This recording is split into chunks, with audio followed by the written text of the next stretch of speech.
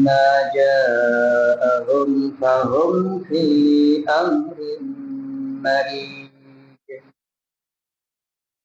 أفلم ينظروا إلى السماء فوقهم كيف بنيناها وزيناها وما لها من فروج والأرض مددناها وألقينا فيها رواسي وأنبتنا فيها من كل زوج بهيج تبصرة وذكرى لكل عبد منيب.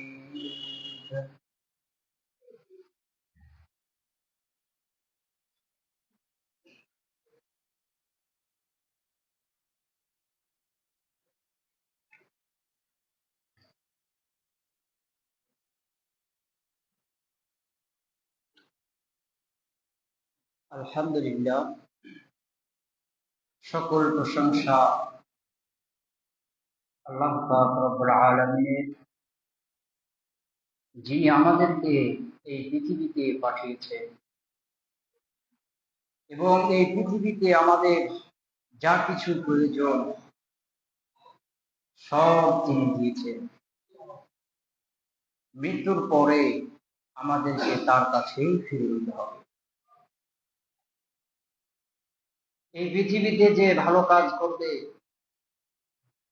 আল্লাহ রাব্বুল আলামিন মৃত্যুর পরে তাকে সুখের জায়গা, ভোগ বিলাসিতার জায়গা, আনন্দ ফুর্তির জায়গা, চিরস্থায়ী থাকার জায়গা জান্নাত দেবে।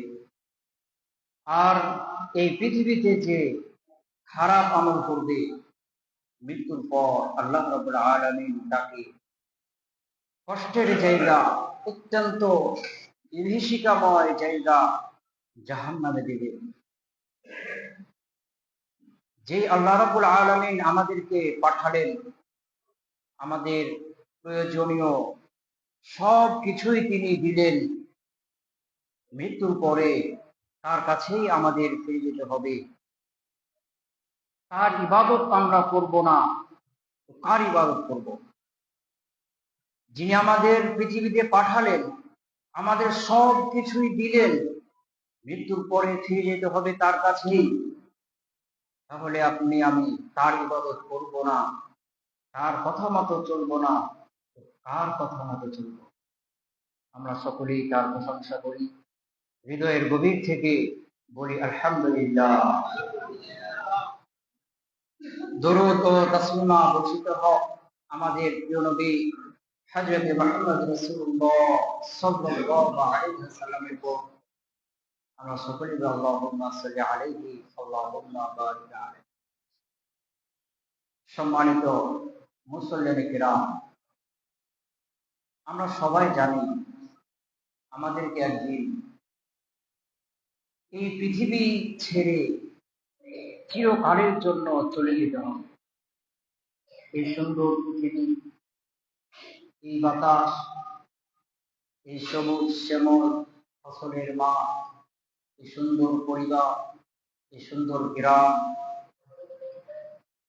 এই সুন্দর লাভজনক ব্যবসা বাণিজ্য সব ছেড়ে, আনন্দ ফুর্তি সব ছেড়ে একদিন চিরকালের জন্য চলে যেতে হবে আমাদের সবাই। আল্লাহ বলছেন, কুল্লু নাফসিন যায়িকাতুল মাউত, প্রত্যেকটি নাফসকে মৃত্যুর স্বাদ গ্রহণ করতে হবে। মৃত্যুর একটা স্বাদ আছে। আপেল খেলে আপেলের যেমন একটা স্বাদ আছে, আঙ্গুর খেলে আঙ্গুরের একটা স্বাদ আছে, বিরিয়ানি খাবেন, বিরিয়ানির একটা স্বাদ আছে। প্রত্যেকটা জিনিসের একটা স্বাদ আছে। কেউ যদি আপনাকে পিটে মারে, তারও একটা স্বাদ আছে। আপনি ঘুমোচ্ছেন, ঘুমলেও একটা আরাম, একটা স্বাদ অনুভব করেন। আল্লাহ রাব্বুল আলামিন বলছেন, এই মৃত্যুর একটা স্বাদ আছে। কুল্লু নাফসিন যায়িকাতুল মাউত, প্রত্যেকটা নাফসকে মৃত্যুর স্বাদ, যে স্বাদ আছে, এটাকে গ্রহণ করতে হবে। আল্লাহ আমাদের নবীকে বলছেন, ইন্নাকা মাইয়িতুন, হে নবী আপনি মরণশীল, আপনাকে মরতে হবে। ওয়া ইন্নাহুম মাইয়িতুন, তাদেরকেও মরতে হবে। আল্লাহ রাব্বুল আলামিন কি বলছেন ভালো করে একটু খেয়াল করুন। আল্লাহ বলছেন ইন্নাকা মাইয়িতুন, আমাদের নবীকে বলছেন ইন্নাকা মাইয়িতুন, আপনি মরণশীল, আপনাকে মরতে হবে। এর মানে আপনি আমার খলিল, আপনি আমার হাবিব, আমার প্রিয় দোস্ত, আপনাকে আমি অনেক ভালোবাসি, আমি আল্লাহ, আপনি আমার কাছে অনেক প্রিয়। আদম আলাইহিস সালাম থেকে এ পর্যন্ত যত মানুষ এসেছে, কিয়ামত পর্যন্ত যত মানুষ আসবে, সমস্ত মানুষের মধ্যে শ্রেষ্ঠ হলেন নবীগণ। নবীদের মধ্যে সর্বশ্রেষ্ঠ হলেন আমাদের নবী সাল্লাল্লাহু আলাইহি ওয়াসাল্লাম। আমাদের আল্লাহর পক্ষ থেকে যখন কোরআন নাজিল হচ্ছিল, সেই কোরআনকে মুখস্থ করার জন্য আল্লাহ রাসূল সাল্লাল্লাহু আলাইহি ওয়াসাল্লাম ঠোঁটকে তাড়াতাড়ি করে নাড়াতেন। আমরা যখন কোন জিনিস মুখস্থ করতে চাইলে ঠোঁট নাড়াই, ওটা তাড়াতাড়ি বলি যেন ভুলে না যায়। আল্লাহ রাসূল সাল্লাল্লাহু আলাইহি ওয়াসাল্লাম এরকমটা করতেন। আল্লাহ রাব্বুল আলামিন বললেন, হে নবী লা তুহাররিক বিলিসানাক, এত তাড়াহুড়া করে মুখ নাড়াচাড়া করার কোনো প্রয়োজন নাই, কষ্ট করার কোনো দরকার নাই। আপনি কষ্ট করবেন এটা আমি চাই না, আপনি শুধু মনোযোগ দিয়ে শুনবেন, পুরো কোরআনকে মুখস্থ আমি রেখে দেব। আল্লাহ রাব্বুল আলামিন আমাদের নবীকে কতটা ভালোবাসে। এক সাহাবী আল্লাহ রাসূলের সামনে মাজলিসে বসে আছেন, কথা ক্রমে কোন একটা কথা, ওই সাহাবীর কথাটা একটু জোরে হয়ে গেছে, আওয়াজটা উঁচু হয়ে গেছে। আল্লাহ রাসূল সাল্লাল্লাহু আলাইহি ওয়াসাল্লাম একটা কথা স্বাভাবিক বলছেন, আল্লাহ রাসূলের আওয়াজের চাইতে ওই সাহাবীর কথা একটু জোরে হয়ে গেছে। আল্লাহ বরদাস্ত করলেন না, আমার নবীর আওয়াজের ওপর তোমার আওয়াজ কিভাবে হতে পারে? আল্লাহ এটা সহ্য করলেন না। আল্লাহ আয়াত নাযিল করে দিলেন, লা তারফাউ আসওয়াতাকুম ফাওকা সাওতিন নবী, আমার নবীর আওয়াজের চাইতে তোমাদের আওয়াজ যেন বড় না হয়, তোমাদের আওয়াজ সর্বদা আমার নবীর আওয়াজের চাইতে ছোট থাকতে হবে। যদি এরকমটা হয়, তোমাদের সব আমল বরবাদ হয়ে যাবে, নষ্ট হয়ে যাবে। আমার নবীর আওয়াজের উপরে জোরে আওয়াজ তোমাদের যেন না হয়। আল্লাহ রাব্বুল আলামিন আমাদের নবীকে কত ভালোবাসেন, সেই নবীকে বলছেন আমি আপনাকে অনেক ভালোবাসি, অনেক ভালোবাসি। এরপরেও ইন্নাকা মাইয়িতুন, আপনাকে মরতে হবে। আপনি আমার এত প্রিয় হওয়ার পরে আপনাকে যদি মরতে হয়, তাহলে সাধারণ মানুষদের কি মৃত্যু থেকে রেহাই আছে? তাদেরকে তো আরোই মরতে হবে। মরণ থেকে যদি কেউ রেহাই পেত, মরণ থেকে না মরে, মৃত্যুবরণ না করে কেউ জান্নাতে যাবে, পরকালে যাবে, এরকমটা যদি হতো, মৃত্যু থেকে বাঁচার মতো কেউ যদি থাকতো, সেটা আমাদের নবী হতেন। আল্লাহ বলছেন আপনাকেও মরতে হবে। আপনি যদি মরতে হয়, সাধারণ মানুষ যারা, ওদের কিন্তু আরোই মরতে হবে। আমাদের সবাইকে মরতে হবে। মৃত্যুর সময় মালাকুল মাউত যখন আসবে, তখন কি ঘটনা ঘটবে? আল্লাহ রাসূল সাল্লাল্লাহু আলাইহি ওয়াসাল্লাম হাদিসে বলছেন, লম্বা হাদিস, আল্লাহ রাসূল বলছেন, যখন একটু ভালো করে মনোযোগ দিয়ে শোনার চেষ্টা করুন, যখন কোন দিনদার, পরহেজগার, আল্লাহওয়ালা ব্যক্তির কাছে ব্যক্তির শেষ নিঃশ্বাস ত্যাগ করার সময় আসে, অর্থাৎ এই যে আপনি নিঃশ্বাস নিলেন, দিয়ে ছাড়লেন, আর টানতে পারবেন না, এটা আপনার শেষ নিঃশ্বাস। এই নিঃশ্বাসটা কখন কার সাথে আর হবে, কার কাছে আসবে, আমরা কেউ জানি না। এই যে নিঃশ্বাসটা টানলাম, এরপরে ছাড়লাম, ছাড়ার পরে এটা শেষ, আর টানতে পারবো না। এরকমটা, এই শেষ নিঃশ্বাসটা যখন আসবে, আত্মাটা যখন আপনার এই কণ্ঠনালী এখানে চলে আসবে, অর্থাৎ মারা যাবে, ওই সময় জান্নাত থেকে সাদা পোশাকে অনেকগুলো ফেরেশতা এসে তার চোখের সামনে বসে যায়। সে যতদূর পর্যন্ত তাকাবে, শুধু ফেরেশতা আর ফেরেশতা, সাদা পোশাকে, কি সুন্দর উজ্জ্বল চেহারা ফেরেশতা, শুধু চতুর্দিকে তাকে স্বাগত জানানোর জন্য বসে থাকবে। মালাকুল মাউত আসবে, আসার পরে বলবে, হে পবিত্র আত্মা, বের হয়ে আসো আল্লাহ রহমতের দিকে, জান্নাতের দিকে। হে পবিত্র আত্মা, তুমি পবিত্র একটা দেহের মধ্যে ছিলা, বের হয়ে আসো। তুমি পবিত্র, তুমি যে দেহে ছিলা ওই দেহটাও ছিল পবিত্র। হে পবিত্র হৃদয়, হে পবিত্র আত্মা, তুমি পবিত্র একটা দেহে ছিলা, বের হয়ে আসো। তোমার মধ্যে আল্লাহর ব্যাপারে কোনো ঘৃণা ছিল না, আল্লাহ রাসূলের ব্যাপারে কোনো বিদ্বেষ ছিল না, তোমার মধ্যে হিংসা ছিল না, তোমার মধ্যে বিদ্বেষ ছিল না, তোমার মধ্যে দুনিয়ার আকর্ষণ ছিল না, তোমার মধ্যে সম্পদের আকর্ষণ ছিল না, তোমার মধ্যে নারীর আকর্ষণ ছিল না, তোমার মধ্যে ক্ষমতার আকর্ষণ ছিল না, তোমার মধ্যে শুধু ভালোবাসা ছিল আল্লাহ। তুমি ছিলা পবিত্র, তুমি যেই দেহে ছিলা ওই দেহটাও ছিল পবিত্র। তুমি যে দেহে ছিলা সেই হাত কখনো অন্যায় ভাবে কারো উপর আঘাত করে হাতকে নোংরা করেনি। তোমার যে দেহে ছিলা ওই দেহের হাত অন্যায় ভাবে জুলুম নির্যাতন করে, অন্যায় ভাবে আল্লাহ রাসূলের বিরুদ্ধে, ইসলামের বিরুদ্ধে এই হাত কখনো ব্যবহার হয়ে নোংরা হয়নি। তোমার পা, তোমার দেহের পা কখনো আল্লাহ রাসূল ইসলামের বিরুদ্ধে ব্যবহার হয়নি। জুলুম অন্যায়ের জন্য কখনো এই পা অগ্রসর হয়ে এই পা নোংরা হয়নি। তোমার দেহের চোখ কখনো অশ্লীল বেহুদা কাজকর্ম দেখে এই চোখ কখনো নোংরা হয়নি। এই চোখ সর্বদা হালাল জিনিস দেখেছে। তুমি যেই বডিতে ছিলা এই বডির মুখ কখনো আল্লাহ রাসূল ইসলামের বিরুদ্ধে কখনো কিছু বলেনি, কখনো গালাগালি শিরকি কথাবার্তা এইগুলো করেনি। এই মুখ ছিল পবিত্র, এই মুখ ছিল আল্লাহর জিকিরে ব্যস্ত, এই মুখ দিয়ে কোরআন তেলাওয়াত করেছো, এই মুখ দিয়ে ইসলামের কথা বলেছো, এই মুখ দিয়ে সত্য কথা বলেছো, এই মুখ দিয়ে মানুষের কল্যাণের কথা বলেছো। এই মুখকে আল্লাহ রাসূলের বিরুদ্ধে ব্যবহার করে এই মুখকে নোংরা করনি।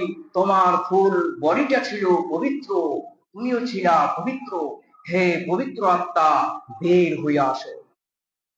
এইভাবে স্বাগত জানায়, হে পবিত্র আত্মা, তুমি ছিলা পূত পবিত্র, তোমার মধ্যে আল্লাহর ভালোবাসা, আল্লাহর ইবাদত সিয়ামের প্রতি তোমার খুব ভালোবাসা ছিল, সালাতের জন্য তোমার হৃদয়টা ব্যাকুল ছিল, সত্য কথা বলার জন্য তুমি খুবই আগ্রহী ছিলা। আল্লাহ যে সকল কাজ ভালোবাসেন সেগুলো তুমি খুব ভালোবাসতা। তুমি ছিলা পবিত্র, তোমার পুরো দেহটা ছিল, তোমার হাত পা কান চোখ মুখ সব ছিল পবিত্র। হে পবিত্র আত্মা, বের হয়ে আসো। আল্লাহ রাসূল সাল্লাল্লাহু আলাইহি ওয়াসাল্লাম বলছেন, এই আত্মাটি সুন্দর হয়ে দেহ থেকে বের হয়ে চলে আসবে। যেমন কলসকে যদি আপনি উল্টান, পানি সুন্দরভাবে বের হয়ে চলে আসে, কোনো বাধাগ্রস্ত হয় না, কোথাও যে আটকা পড়বে এরকম আটকা পড়ে না, সুন্দর হয়ে চলে আসে। মাটির কলস না, মাটির কলসেও তো একটু পানি লেগে থাকে। আপনার চামড়ার কলস যার ভিতর তার তেল তেলে একটু পানির শেষ ফোঁটা পর্যন্ত বের হয়ে চলে আসে। এরকম আল্লাহ রাসূল সাল্লাল্লাহু আলাইহি ওয়াসাল্লাম বলছেন, এই মুমিন ব্যক্তির আত্মাটা সুন্দর হয়ে কোনো কষ্ট ছাড়া বের হয়ে চলে আসে। আল্লাহ বলছেন, ওই সকল ফেরেশতাদের কসম যারা মুমিনদের আত্মাটিকে বের হওয়ার জন্য বাঁধন খুলে দেবে, মুমিনদের আত্মা সুন্দর হয়ে বের হয়ে চলে আসে। আত্মাটি মালাকুল মাউত হাতে নেওয়ার পরে সঙ্গে সঙ্গে ওই ফেরেশতাদেরকে দিয়ে দিবে। যে সকল ফেরেশতারা জান্নাত থেকে এসেছিলেন তাদের হাতে আছে রুমাল, জান্নাতি রুমাল, জান্নাতের সুগন্ধ, জান্নাতের আতর, সুগন্ধযুক্ত রুমালে ওই আত্মাটিকে পেঁচিয়ে নিবে, সুন্দর করে আদবের সাথে সম্মানের সাথে পেঁচিয়ে নিবে। এবং সেই সুগন্ধ গোটা আসমান জমিন ছড়িয়ে পড়বে। এই সুগন্ধ হলো পৃথিবীতে তার ভালো কাজের সুগন্ধ। পৃথিবীতে যে সালাত আদায় করেছিল, এই সুগন্ধ হলো সেই সুগন্ধ। পৃথিবীতে সিয়াম পালন করেছিল, পৃথিবীতে কোরআন তেলাওয়াত করেছিল, পৃথিবীতে মানুষের উপকার করেছিল, পৃথিবীতে সত্য কথা বলেছিল, পৃথিবীতে সে মানুষের পাশে দাঁড়িয়েছিল, মানুষের কল্যাণে কাজ করেছে, ইসলামের জন্য কাজ করেছে, ইসলাম প্রতিষ্ঠার জন্য কাজ করেছে। এই যত পৃথিবীতে ভালো আমল করেছে সবগুলো সুগন্ধ হয়ে তার সাথে জড়িয়ে জড়িয়ে আছে। এই সুগন্ধময় রুমালে জড়িয়ে আত্মাটিকে ওই ফেরেশতা সম্মানের সাথে উপরে নিয়ে যেতে থাকবে। তখন আশেপাশে অন্যান্য ফেরেশতা বলবে, এত সুন্দর এত পবিত্র আত্মা কার? কার এই আত্মা এত সুগন্ধ ছড়াচ্ছে? মানে তার সতামল যত বেশি, তার সুগন্ধ তত বেশি। বলা হবে, পৃথিবীতে সে উমুকের ছেলে, উমুকের আত্মা এটা। সবচেয়ে যে সুন্দর যে নাম ছিল পৃথিবীতে, সেই নাম দিয়ে বলবে পিতার নাম সহ, উমুকের ছেলে, উমুকের আত্মা। সবাই স্বাগত জানাবে। ফেরেশতারা আত্মাটিকে নিয়ে আসমানে যাবে। প্রথম আসমানে খুলতে বলা হবে যে আসমান খোলো। আসমানের দারোয়ান বলবে, কে এটা? একে উপরে আনার জন্য কি অনুমতি নেওয়া হয়েছে? হ্যাঁ, এ হলো উমুকের আত্মা অমুক, তাকে উপরে আসার জন্য অনুমতি দেওয়া হয়েছে। আসমান খুলে দেওয়া হবে। এরপরে দ্বিতীয় আসমান, তৃতীয় আসমান, প্রত্যেক আসমানে অনুমতি নিয়ে নিয়ে সপ্ত আসমানের উপর আত্মাকে নিয়ে চলে যাবে। এরপরে আল্লাহ রাব্বুল আলামিন বলবেন যে এ হলো আমার বান্দা, এর আমলনামা ইল্লিয়িনে, আসমানের সর্ব উপরে একটা জায়গা ইল্লিয়িন, এখানে রেখে দাও, এখানে তার আমলনামাকে রেখে দাও। এইগুলো তার আত্মার সাথে ঘটছে। আর উল্টো দিকে পৃথিবীর মানুষ, তার আত্মীয় স্বজন তার মৃত্যুতে চোখের পানি দিয়ে বুক ভাসাচ্ছে, আত্মার সাথে এগুলো ঘটছে। আর পৃথিবীর মানুষ তাকে গোসল করার জন্য পানি গরম, বরই পাতা, কর্পূর ইত্যাদি আয়োজন করছে। আত্মার সাথে এগুলো ঘটছে।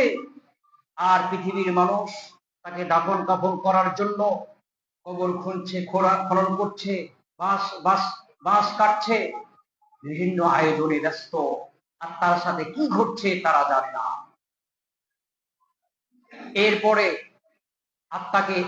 দেহকে যখন মানুষ কবরে রেখে দেয়, মাটি দিয়ে সম্পূর্ণ করে, আল্লাহ বলেন, আমার এই বান্দা, একে নিয়ে যাও, ওখানে আবার স্থাপন করো। ওই ফেরেশতাগণ আত্মাটিকে নিয়ে সুন্দর করে আদবের সাথে এসে কবরে তার দেহে আবার প্রবেশ করিয়ে দিবে। সে ঘুম থেকে উঠার মতো আবার জেগে উঠবে।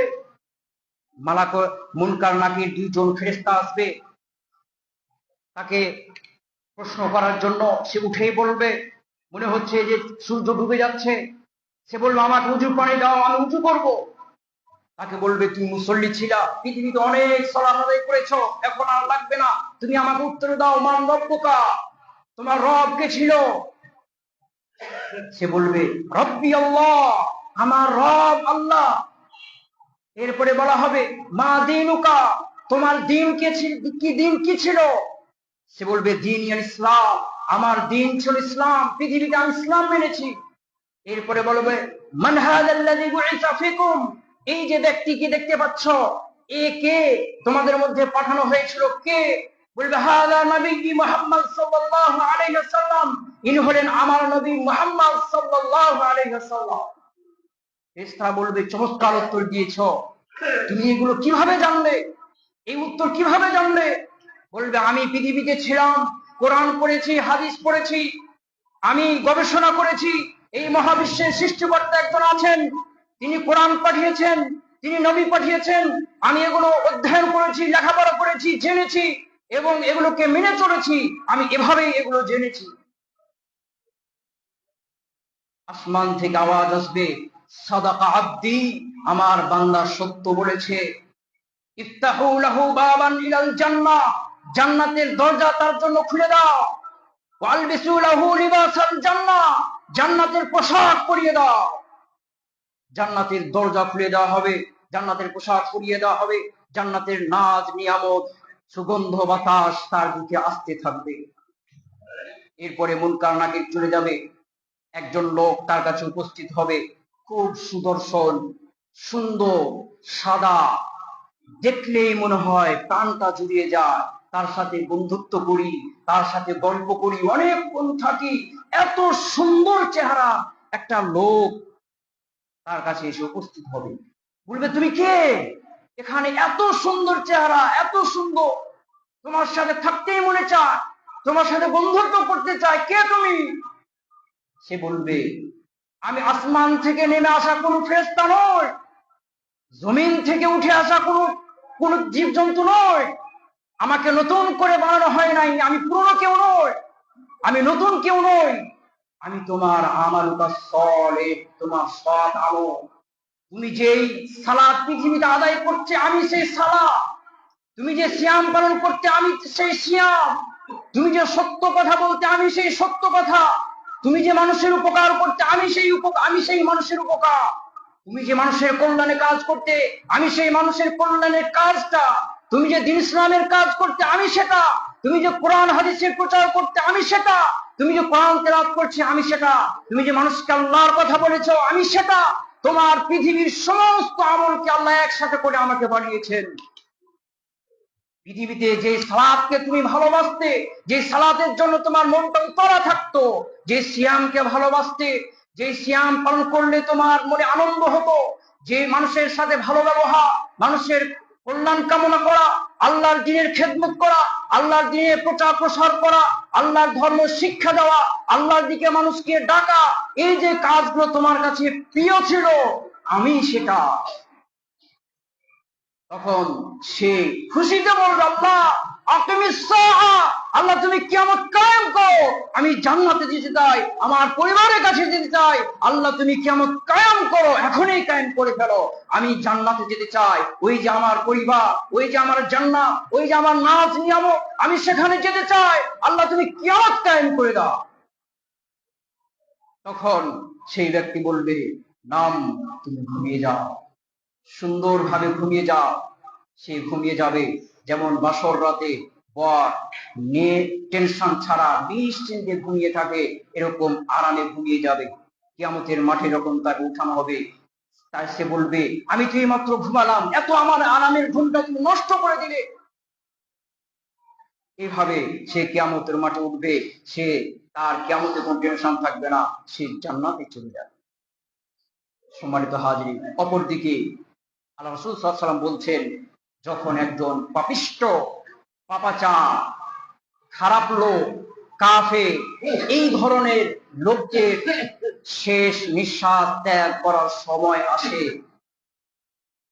নিঃশ্বাস নিবে, ছাড়বে, আর নিতে পারবে না, এই শেষ নিঃশ্বাসের সময় যখন আসবে, আত্মাটা যখন এই কণ্ঠনালী এখানে চলে আসবে, তার সামনে জাহান্নাম থেকে আসা অগণিত ফেরেশতা, কালো, কুৎসি, ভয়ঙ্কর চেহারার অধিকারী ফেরেশতাগণ এসে বসে যাবে।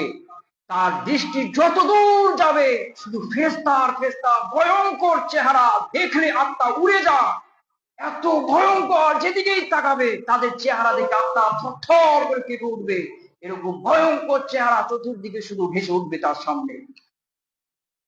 এরপরে মালাকুল মাউত আসবে, এরপরে বলে হে খবিশ আত্মা, তুমি একটা নোংরা, খবিশ, অপদার্থ, নোংরা, নিকৃষ্ট একটা দেহের মধ্যে ছিলা, বের হয়ে আসো, আল্লাহর আযাবের দিকে বের হয়ে আসো। তুমি নিজে ছিলে একটা নোংরা, তোমার মধ্যে শুধু লোভ, লালসা, হিংসাতে ভরপুর হয়েছিল, তুমি আল্লাহ, আল্লাহ রাসূল, ইসলামের ব্যাপারে খারাপ ধারণা পোষণ করতে, তুমি নারীর লোভে লোভী ছিলে, ক্ষমতার লোভে তুমি আকৃষ্ট ছিলে, তুমি টাকা পয়সার লোভে আকৃষ্ট ছিলে, তোমার হৃদয়ে আল্লাহর কোন মহব্বত ছিল না, সালাত সিয়ামের কোন মহব্বত ছিল না, দুনিয়ার বিভিন্ন জিনিসের লোভে তুমি লোভী ছিলে, তুমি নিকৃষ্ট একটা আত্মা। তুমি যেই দেহে ছিলা ওই দেহটাও ছিল নিকৃষ্ট, ওই দেহের হাত দিয়ে কত মানুষের গায়ে আঘাত করে ওই হাতকে নোংরা করে রেখেছ, এই দেহে হাত দিয়ে আল্লাহ বিরোধী কাজ করে তোমার হাতকে নোংরা জঘন্য করে রেখেছ। এই মুখ দিয়ে আল্লাহ রাসূলের বিরুদ্ধে কথা বলে, মানুষকে গালি গালাজ করে, ইসলামের বিরুদ্ধে কথা বলে তোমার মুখকে নোংরা করে রেখেছ। তোমার এই চোখ আল্লাহ রাসূলের বিরুদ্ধে যত কর্ম সবগুলো দেখে, অশ্লীল নারী দেখে দেখে চোখটাকে নোংরা করে রেখেছ। তোমার এই পা খারাপ কাজের জন্য হেঁটে হেঁটে গেছে, এইভাবে তুমি তোমার পাকে নোংরা করে রেখেছ। তোমার লজ্জাস্থান হাজারো অবৈধ নারীর সাথে সম্পর্ক স্থাপন করেছে, তুমি তোমার পুরোটাকে নোংরা করে রেখেছ। ফুল বডিকে তুমি নোংরা করে রেখেছ, তুমি নিজেও নোংরা, তোমার ফুল বডিটাই নোংরা। হে নোংরা দেহের আত্মা, বের হয়ে আসো। তুমি নিজেও নোংরা, তোমার পুরো বডিটাই ছিল নোংরা। বের হয়ে আসো আল্লাহর আযাবের দিকে। সেই আত্মা বের হতে চাইবে না, ছটপট ছটপট করবে, দেহের বিভিন্ন জায়গায় পালানোর চেষ্টা করবে। মালাকুল মাউত বংশীর মতো একটা জিনিস দিয়ে তার ভিতরে ঢুকিয়ে আত্মাকে বাঁধিয়ে টান দিবে। আত্মা পুরো দেহে ছড়ানো, পুরো দেহেতে যখন টান দিবে পুরো দেহ ব্যথায় থরথর করে কেঁপে উঠবে। এরপরে আবার ছেড়ে দেবে। এই দেহ, এই আত্মা আবার পুরো দেহে ধাক্কা লাগবে, পুরো দেহ আবারও থরথর করে কেঁপে উঠবে। এভাবে টানাটানি করবে। আল্লাহ বলছেন ওয়ান্নাজিআতি গরকা, ওই ফেরেশতার কসম যেই ফেরেশতা ডুব দিয়ে ভিতরে ঢুকে আত্মাকে নিয়ে টানাটানি করে, ওই ফেরেশতার কসম। যেমন দুইটা রশি দুই দিক দিয়ে টানাটানি করে, এরকম টানাটানি করতে করতে করতে করতে একদল দুর্বল হতেই হবে অথবা দড়ি ছিঁড়তে হবে। এরকম এই আত্মা দেহ থেকে বের হতে চাইবে না, কারণ এই দেহের মধ্যে সে থেকে জন্মের পরে থেকে, জন্ম যখন হয় তখন দেহে ঢুকেছে, তখন থেকে এই দেহে থেকে, এই দেহের হাত দিয়ে অনেক সে আনন্দ করেছে, এই দেহের লজ্জাস্থান দিয়ে সে অনেক উপভোগ করেছে, এই দেহের পা দিয়ে অনেক খারাপ কাজ করে করেছে উপভোগ করেছে, এই দেহের মুখ দিয়ে অনেক কিছু সে করে করে উপভোগ করে সে ব্যস্ত হয়ে গেছে। দেহ থেকে বের হতে চাইবে না, আল্লাহর আযাব দেখে সে বের হতে চাইবে না। ফেরেশতা তার ভিতরে ঢুকে আত্মাটাকে টান দিবে জোরে, পুরো দেহ ব্যথায় থরথর করে কাঁপবে, আবার ছেড়ে দিবে, আবার লাগবে ধাক্কা, পুরো দেহ থরথর করে কেঁপে উঠবে। এইভাবে টানাটানি করতেই থাকবে, করতে করতে করতে এক পর্যায়ে দেহ নিস্তেজ হয়ে যাবে, আর আত্মাকে ধরে রাখতে পারবে না। আত্মাকে বের করে জাহান্নাম থেকে আসা ফেরেশতারা যেই রুমাল নিয়ে এসেছে দুর্গন্ধময়, দুর্গন্ধ যুক্ত, তার গন্ধ নাকে উঠলেই যেমন বমি হয়ে যায়, এত দুর্গন্ধযুক্ত রুমাল, এই রুমালে আত্মাটিকে পেঁচিয়ে আসমানের দিকে যেতে শুরু করবে। এই দুর্গন্ধ কিসের দুর্গন্ধ? পৃথিবীতে সে যে খারাপ কাজ করেছে তার দুর্গন্ধ এটা, পৃথিবীতে সে অন্যায় কাজ করে তার দুর্গন্ধ এটা। ফেরেশতারা সে আত্মাকে নিয়ে আসমানের দিকে যাবে, পুরো আসমান দুর্গন্ধে ছড়িয়ে যাবে। সবাই বলবে এই খবিশের আত্মা, কোন খবিশের আত্মা এটা? এই পৃথিবীতে কত খারাপ ছিল, এর কত দুর্গন্ধ। বলবে পৃথিবীতে অমুকের ছেলে অমুকের আত্মা এটা, তার নাম তার পিতার নাম সহ বলা হবে। ফেরেশতারা এই আত্মাকে নিয়ে আসমানে যাবে। প্রথম আসমানে আসমান খোলো, আসমান থেকে আওয়াজ আসবে, এই বান্দার জন্য আসমান খোলা হবে না, এই বান্দার আমলনামা সিজ্জিনে রেখে দাও। পৃথিবীর সবচেয়ে জমিনের সর্বনিম্ন একটা জায়গা হলো সিজ্জিন, তার আমলনামা সেখানে রেখে দাও। এই বান্দার জন্য আসমান খোলা হবে না, আসমানে এর জায়গা হবে না। আসমান আল্লাহ, এই আল্লাহর আসমানে আল্লাহর বান্দা যারা তাদের জায়গা হবে, এই আসমানে আল্লাহকে মানেনি যারা তাদের জায়গা হবে না, তার জন্য আসমান খোলা হবে না। এখন ফেরেশতারা সে আত্মাটাকে নিয়ে কি করবে? এই দুর্গন্ধযুক্ত আত্মা, আল্লাহ এর অভিভাবক হলেন না, একে সাহায্য করবেন না, ফেরেশতারা নিয়ে কি করবে? ফেলে দিবে।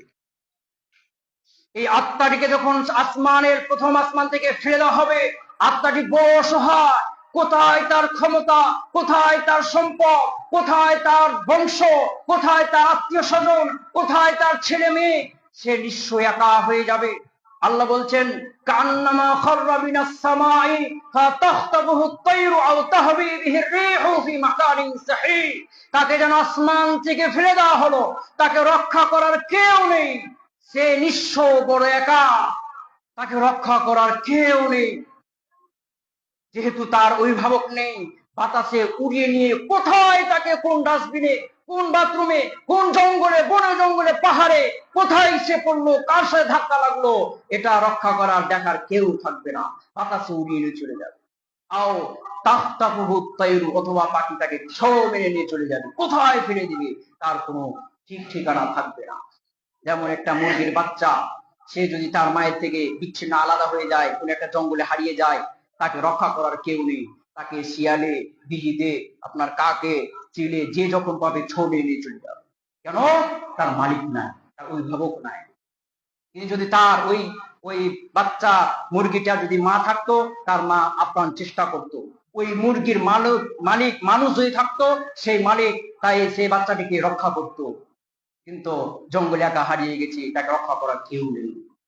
ঠিক এরকমটাই আল্লাহ বলছেন কান্নামা খাররা মিনাস সামা, সে যেন আসমান থেকে পড়ে গেল, রক্ষা করার কেউ নেই। ফাতাখতাবুহু আত-তায়রু, পাখি তাকে ছো মেরে নিয়ে কোথায় নিয়ে চলে গেল। আও তাহবি বিহি আর-রিহু ফি মাকানিন সাহি, অথবা বাতাসে উড়িয়ে নিয়ে কোথায়, কোন বনে জঙ্গলে, পাহাড়ে, পর্বতে, কোন বাথরুমে, কোন পাথরের সাথে ধাক্কা লাগলো, তার কোনো ঠিক ঠিকানা থাকবে না, উড়িয়ে নিয়ে চলে গেল। কেন? তার মালিক নাই, সে পৃথিবীতে আল্লাহকে মানেনি, সে পৃথিবীতে সম্পদের ভক্ত ছিল, সে পৃথিবীতে ক্ষমতার ভক্ত ছিল, সে পৃথিবীতে বংশের ভক্ত ছিল, সে পৃথিবীতে চাকরির ভক্ত ছিল, সে পৃথিবীতে নারীর ভক্ত ছিল, আল্লাহর ভক্ত হয়নি। তার সাথে এগুলো ঘটছে, এই আত্মা ভয়ে থরথর করে আতঙ্কে হায় হায় করছে। অপরদিকে দুনিয়ার মানুষ, তার আত্মীয় স্বজন তার মৃত্যুতে কেঁদে বুক ভাসাচ্ছে, তার সাথে এগুলো ঘটছে। অপরদিকে পৃথিবীর মানুষ তাকে শেষ গোসল দেওয়ার জন্য আয়োজন করছে, এই আত্মার সাথে এগুলো ঘটছে। অথচ পৃথিবীর মানুষ, তার ছেলে মেয়ে, আত্মীয় স্বজন চতুর্দিক থেকে জড়ো হচ্ছে, কান্নার রোল পড়ে গেছে, কেঁদে কেঁদে সবাই বুক ভাসাচ্ছে, তার সাথে এগুলো ঘটছে। আর পৃথিবীর মানুষ তার সম্পদ বন্টন নিয়ে মারামারি, কথা কাটাকাটি শুরু করেছে, তার সাথে এগুলো ঘটছে। আর পৃথিবীর মানুষ তাকে কবরগ্রস্ত করার জন্য কবর খনন, বাঁশ কাটা ইত্যাদি আয়োজন করছে। তারা জানে না আত্মার সাথে কি ঘটছে, তারা শুধু দেহটা দেখছে, দেহ থেকে যে আত্মাটা বের হয়ে গেছে, তার সাথে কি ঘটছে পৃথিবীর কেউ জানে না। সেই আত্মার বাড়ি গাড়ি বন্টন নিয়ে মারামারি কাটাকাটি শুরু করছে, তাকে শেষ বিদায়ের জন্য বিভিন্ন রকম আয়োজন শুরু করছে। এরপরে পৃথিবীর মানুষেরা যখন তাকে কবরস্থ করে, কবরে দেওয়া সম্পন্ন করে, তখন এই আত্মাটিকে ফেরেশতারা নিয়ে এসে কোথাও থেকে তুলিয়ে নিয়ে এসে আবার তার দেহে প্রবেশ করানো হবে। সে জেগে উঠবে, মুনকার নাকির দুজন ফেরেশতা এসে উপস্থিত, বলবে মান রব্বুকা, হা হা হা লা আদরি, এ প্রশ্ন উত্তর কোথায় যেন শুনেছিলাম, পৃথিবীতে শুনেছিলাম, আজ কেন মনে পড়ছে না, পৃথিবীতে এই প্রশ্নের উত্তর শুনেছিলাম, মনে পড়ছে না, আমি তো জানছি না, মনে নেই। এরপরে বলা হবে মান হাদার রাজুল আল্লাযী বুইসা ফীকুম, এই ব্যক্তিকে চেনো, এই ব্যক্তিকে, তার পিতার নাম কি, তার জীবনী জানো, তার ইতিহাস কি তুমি জানো, তিনি কিভাবে জীবন চালিয়েছে তুমি কি জানো, বলো যে ব্যক্তিকে। হা হা হা লা আদরি, এই প্রশ্নের উত্তর যেন শুনেছিলাম, কোথায় আমার তো মনে পড়ছে না। আল্লাহ রাব্বুল আলামিন তাকে ভুলিয়ে দিবে, সে দিতে পারবে না। এরপরে বলা হবে মা দীনুকা, তোমার দিন কি, তুমি পৃথিবীতে কার দিন ফলো করেছিলে, কার গোলাম ছিলে, তুমি কি টাকার গোলাম ছিলে, তুমি কি ক্ষমতার গোলাম ছিলে, তুমি কি চেয়ারের গোলাম ছিলে, তুমি কি নারীর গোলাম ছিলে, তুমি কি চাকরির গোলাম ছিলে, তুমি কি অর্থের গোলাম ছিলে, তুমি কি ব্যবসা বাণিজ্যের গোলাম ছিলে, পৃথিবীতে কার গোলাম ছিলে, নাকি আল্লাহর গোলাম ছিলে, কার গোলাম ছিলে, কাকে খুশি করার জন্য কাজ করেছো, তুমি কি আল্লাহকে খুশি করার জন্য কাজ করেছো, নাকি তোমার দলকে খুশি করার জন্য কাজ করেছো, নাকি তোমার নেতাকে খুশি করার জন্য কাজ করেছো, নাকি তোমার স্ত্রীকে খুশি করার জন্য কাজ করেছো, নাকি তোমার বসকে খুশি করার জন্য কাজ করেছো? কার জন্য কাজ করেছিলে? তোমার দিন কি ছিল, তোমার ধর্ম কি ছিল, সেটা বলো। সে বলবে হা হা হা না দিদি, আমার তো কিছুই মনে পড়ছে না। এই প্রশ্নের উত্তর পৃথিবীতে শুনেছিলাম, মনে পড়ছে না কেন? আল্লাহ তাকে ভুলিয়ে দিবে। এরপরে আল্লাহ রাসূল বলছেন ফাইদুরাবু বিমিত্রাকাতিন মিন হাদিদ, লোহার হাতুড়ি দিয়ে তাকে পিটানো শুরু হবে। লোহার হাতুড়ি দিয়ে তাকে পিটানো শুরু হবে। সে যখন এই তিনটা প্রশ্নের উত্তর দিতে পারবে না, তখন ফেরেশতারা বলবে আলা দারাইতা ওয়ালা তালাইতা, পৃথিবীতে তুমি একটু লেখাপড়া করোনি, পৃথিবীতে একটু জানার চেষ্টা করোনি, তুমি নবী সম্পর্কে জানোনি, নবীর ইতিহাস জানোনি, নবীর জীবন ইতিহাস সম্পর্কে জানোনি, আল্লাহ সম্পর্কে ইলম অর্জন করোনি, দিন ইসলাম সম্পর্কে ইলম অর্জন করোনি, তুমি কিছুই মানোনি, তুমি কি করেছো পৃথিবী? এরপরে তাকে হাতুড়ি দিয়ে পিটানো শুরু হবে। আল্লাহ রাসূল সাল্লাল্লাহু আলাইহি ওয়াসাল্লাম বলছেন যে এই হাতুড় এত ভারী, এতটা শক্ত, এই হাতুড় দিয়ে যদি পাহাড়ে আঘাত করা হয়, পাহাড় ধুলা ধুলা হয়ে যাবে। এরকম হাতুড়ি তাকে আঘাত করা হবে, আঘাতের চোটে সে 7 জমিনের নিচে তলিয়ে যাবে। আবার তাকে নিয়ে আসা হবে, আবারও আঘাত করা হবে। তার চতুর্দিকে মাটি চেপে তাকে ধরবে, চতুর্দিকের মাটি সরে আসবে, আস্তে আস্তে জমে যাবে। এপারে হাড্ডি এপার, ওপারে হাড্ডি ওই পারে, তাকে মাটির সাথে দিয়ে এমন চাপড়, চিৎকার করবে, বাঁচার কেউ থাকবে না। বিষাক্ত সাপ, ভয়ঙ্কর সাপ তার কবর উপস্থিত হবে।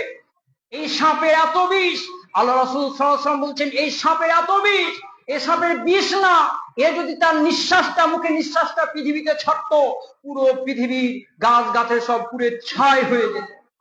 এর এত বিষ, এই বিষাক্ত সাপ তাকে দংশন শুরু করবে।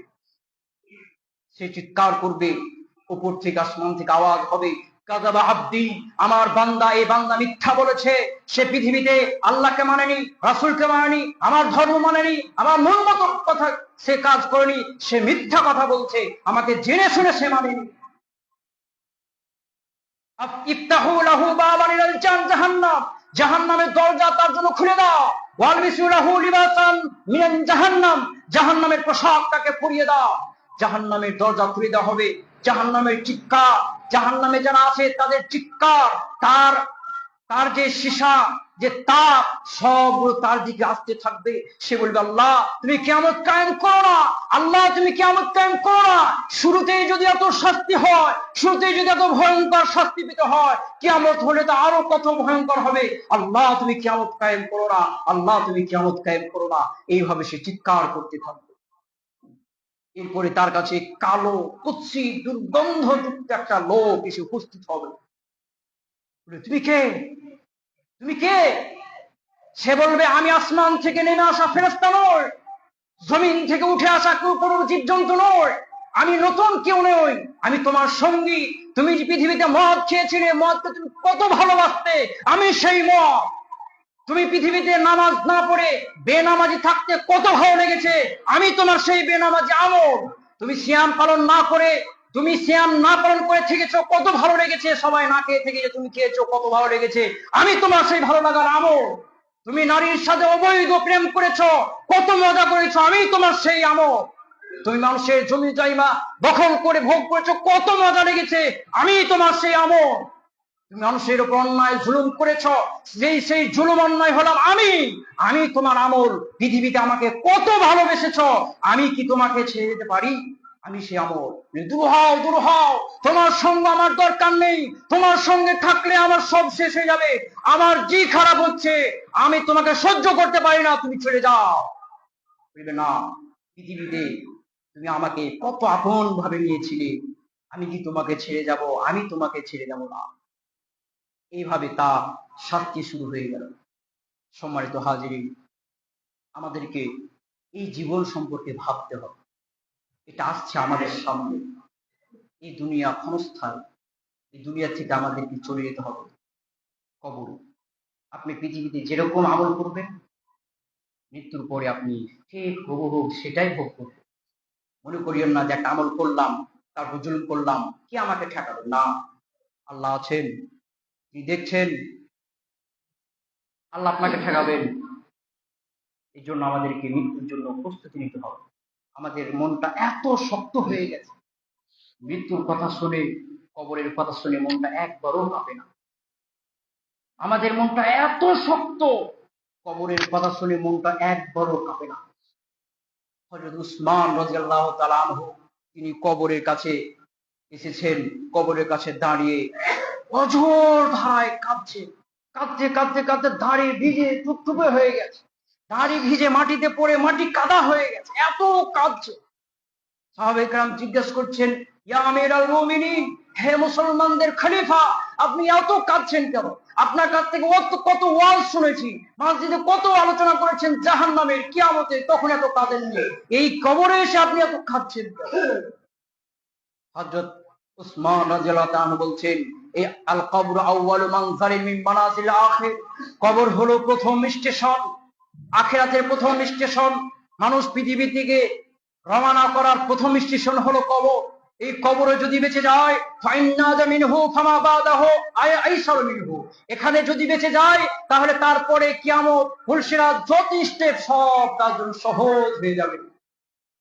আর এখানে যদি আটকা পড়ে যায়, এইটাই হলো মূল জায়গা, এখানে যদি প্রশ্নের উত্তরটা দিতে না পারে, এরপরে যত দিন যাবে তত বিপদ বাড়বে, যত দিন যাবে তত বিপদ বাড়বে।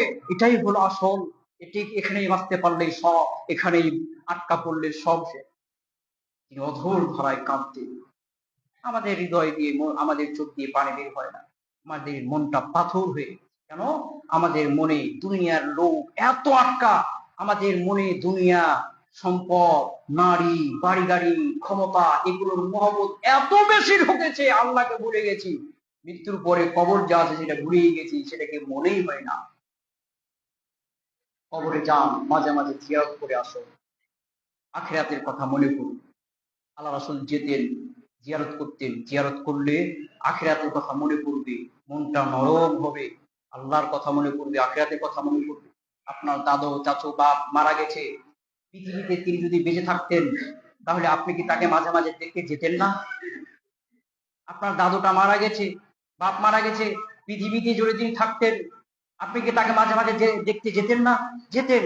1 মাস 2 মাস পর যখনই হোক মাঝে মাঝে দেখতে যেতেন, মাঝে মাঝে কোনো কিছু খাবার টাবার মিষ্টি মিষ্টি দিয়ে আসতেন। তিনি মারা গেছেন, এই জন্য কি পর হয়ে গেছে? এই জন্য কি আর দেখতে যাবেন না? মারা গিয়েছে মানে সম্পূর্ণ সব সম্পর্ক শেষ। মারা গেছে কি হয়েছে, মাঝে মাঝে কবরটা দেখে আসে। মিষ্টি তো দিতে পারবেন না, আপেল কমলা দিতে পারবেন না, দুয়াটা দিয়ে আসেন। সে আপনার দিকে চেয়ে আছে, হে আমার ছেলেরা, হে আমার নাতিপুতারা, তোমার জন্য আমি কত কি করেছি, আমাকে ভুলে গেছো? আমি কবরে কি অবস্থায় আছি, আমাকে ভুলে গেছো? সে আপনাকে চিৎকার করে আপনার কাছে সাহায্য চাইছে, আমার জন্য একটু দোয়া করো। আর আপনি আছেন দুনিয়ার ক্ষমতা, টাকা পয়সা, বাড়ি গাড়ি নিয়ে ব্যস্ত, ভুলেই গেছে।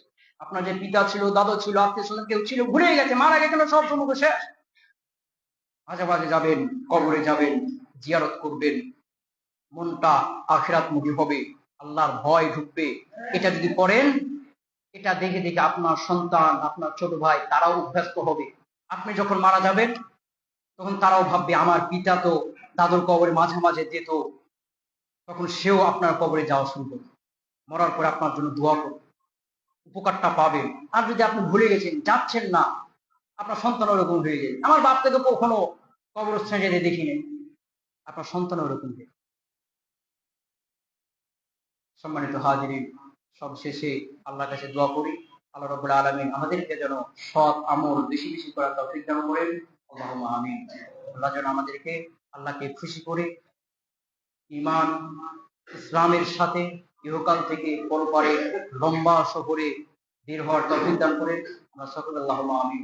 আমাদের যারা মারা গেছেন এই রমজান মাস